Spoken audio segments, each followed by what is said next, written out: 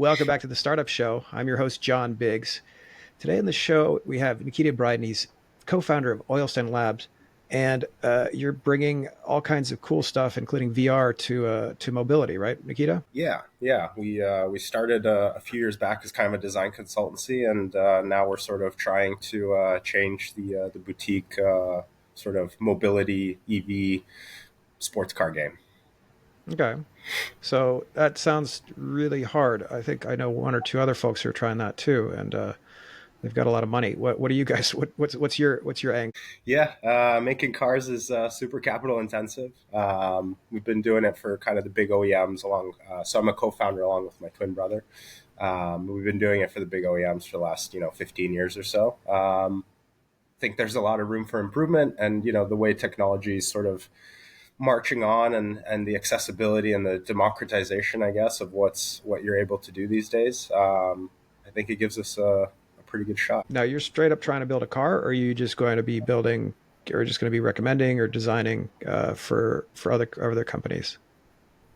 So basically, Oilstain Labs was a design consultancy, but now we're pivoting. Basically, we're doing a full vehicle manufacturing. Yeah, very very bespoke, very low numbers.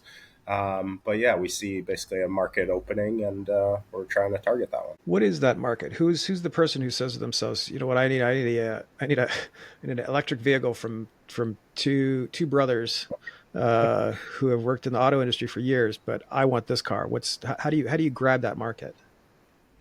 Yeah, I think EV's seen a very sort of interesting change of opinion over the last, let's say, 3-4 years. Right, it was going to save the entire world, save the planet, and now it's pivoted, and consumer reaction is basically it's really expensive. It doesn't really make my life any better. We're learning more about how maybe it's not the greatest thing for the environment either, and you have we believe it's the future, and we believe the tech is there. It just needs to be done from kind of the ground up instead of these big OEMs that are bloated, they're slow, they're using their existing sort of infrastructure and manufacturing, and it's just not created to make these cars. So I think that's kind of the opening. It's the way we say it is like up to now EVs have been built sort of by a lot of nerds, people that are trying to prove that EVs are better, or trying to embarrass combustion. And I think we take a very different approach. Our approach is not to embarrass combustion, but to just offer something new experience wise. And that's kind of what we're chasing. What do you think? What do you think EVs need? What's missing in the space? So we're primarily not in the mainstream sort of EV market. We're obviously a very boutique company, and so we target really high end sort of enthusiast vehicles. So that's completely dominated right now by combustion. And people that are sort of early adopters for EV in this market, they're always complaining about lack of soul, lack of emotion, lack of connection, lack of noise, lack of vibrations, etc. Hmm. And so I think that's kind of the challenge. The challenge is to create what is the future EV sort of hot rod or EV performance, and no one's done that yet. And what is that? What does that consist of? Is that simulating a combustion engine? Is that making it look like a cool Corvette kind of thing? What do you think is the sweet spot? Because I mean, look, we're looking at something that's super futuristic, so presumably it should look like a car from Blade Runner. But also, you're talking about folks who do love their Corvettes and their Stingrays, and they love their whatever Chargers and stuff. So they want something that looks like a muscle car that Grandpa would have driven back in the. Yeah, I think it's an interesting. Our approach is basically that you mentioned super futuristic. Our approach is the tech should be super futuristic, but the actual design, you don't want to scare people. You don't want to ostracize people. No one really wants to be driving like this crazy UFO and sort of standing out. So we try and bring a lot of sort of heritage and sort of old school emotion, Interesting. romanticism, 60s, 70s, and then overlay that onto what effectively is, the latest cutting edge tech EV powertrain. And again, we're not mimicking combustion. I think that's where a lot of OEMs will go wrong. They put speakers on the outside of a car. Nobody wants speakers to make noise and simulate a V8 when they're driving an EV. So yeah, the approach is very different. It's not to it's to create a new experience of EV performance rather than mimic the old Hmm. stuff. I mean, I think you've got a focus group right now where people are saying the Cybertruck looks like garbage. What would you say is the biggest barrier to entry to market to this group of people, especially the folks who might be enthusiasts and are looking at EVs as like, oh, well, I don't want a Prius, I want something cool. Yeah, I mean, unfortunately, I think EV is just so expensive right now. Anything that's sort of cutting edge or gets the weight out of the vehicles or gets the performance to where enthusiasts can really enjoy it, and weight is everything. It's the cost, and EV requires a lot of scaling and manufacturing. So I think for the big OEMs, they're losing a ton of money on this just because they're building that whole infrastructure. As a small manufacturer like us, we can maybe target areas that are more premium or expensive, but offer Mm-hmm. technology that no one else can. So that's kind of the play. How do you sell into that market? How do you sell to a enthusiast luxury market? You mentioned VR. Is that a tool you're using for test drives and things, or how are you doing that? Yeah. So as we're sort of, the vehicle's been developed over the last 36 months, and now we do have sort of this VR experience. And it uses the same tools that we would use at the big OEMs, basically to evaluate new cars. But now we're kind of offering that to clients, so they can basically put on a headset, and basically get into this immersive environment. So they can walk around the car, the doors can open, the doors can close, they can change the color. And so again, with being a small company, making cars very capital intensive, it offers people a chance to see it before, effectively you've spent millions of dollars making a first prototype. I think that's an interesting point. The convincing someone to create something or to help you create something so capital intensive sounds like a fairly difficult task. What are some of the tactics that you've used to say, you know what, we need $1 million here to build out, I don't know, a clay model of this thing, let alone the actual object? How do you convince people to do that? I think we sometimes we joke that it's a little bit easier to convince people to make another hypercar supercar than it is to make like a Huh. world changing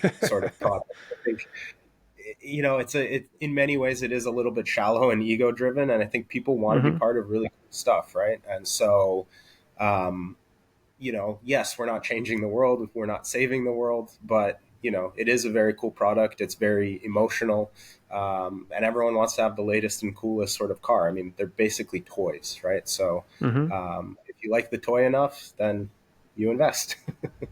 Interesting. So how do you?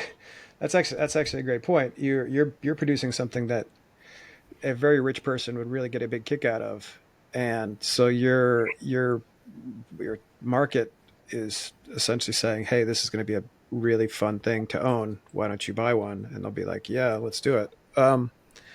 Is there any tactics associated with that where you can basically sell this hypercar and then later on kind of fold in like a cheaper EV, something for the rest of us who are interested in this sort of thing? Is that part of your plan, or are you guys thinking that the best way to go is just to keep on the same route?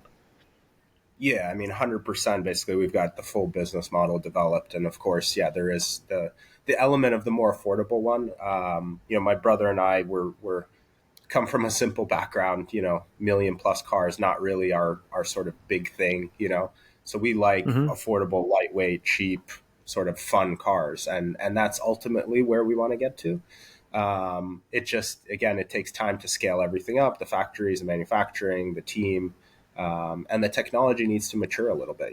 The tech isn't there yet. So as it matures, costs will come down, availability will come up, and that's when you can, maybe enter that market. Now this is a huge undertaking. What encouraged you? What told you that, hey, we should start doing this? You and your brother. It sounds like the business was doing fine as a boutique design business. What encouraged you to just kind of branch out here? Yeah, I mean, I think, ultimately, my brother and I love building things, physical things, seeing them in real life. And the life of a designer, in many ways, is it's very digital. It's very, transcendental. It's, one day the client likes the sketches, next day you crumple up the piece of paper, throw it away, and it's gone. It's disappeared. It's dead.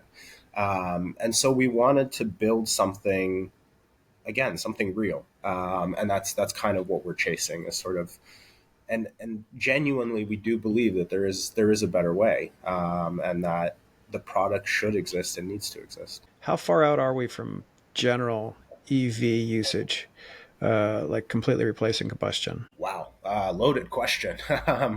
Geez, I mean, I think there's certain markets that will never adopt EV. Like, it just doesn't make any sense, you know. So I think a complete and total ban on combustion makes no sense. I've always believed personally that we should diversify basically energy and energy streams, whether it's hydrogen or combustion or EV, et cetera, biofuels. Impossible for everything to be EV. It makes zero sense. Yeah. And you think so? You think there's going to be sort of parallel tracks where some cars are running around on gas, some cars are running around electric.